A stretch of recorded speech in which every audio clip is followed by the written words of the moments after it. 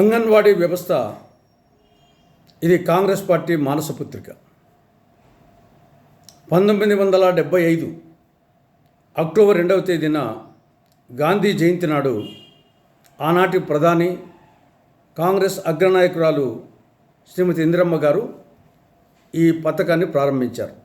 అందువల్ల ఇది కాంగ్రెస్ పార్టీ మానసపుత్రిక.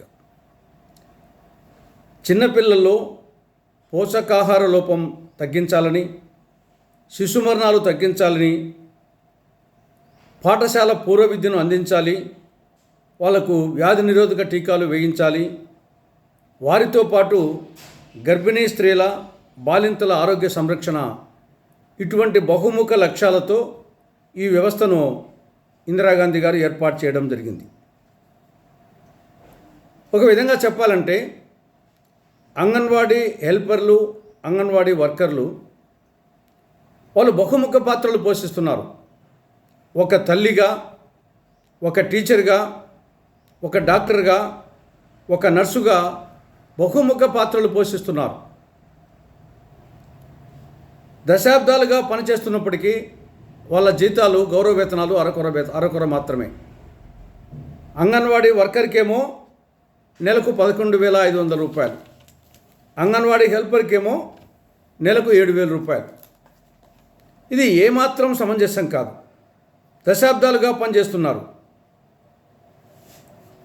అందుకోసం ప్రస్తుతం అంగన్వాడీ వర్కర్లు, హెల్పర్లు రిలే దీక్షలు చేస్తున్నారు. మన 23వ తారీఖు నుంచి 2వ తారీఖున, మార్చి 2వ తారీఖున విజయవాడలో మహాధర్నా చేయాలని నిర్ణయించుకోవడం జరిగింది.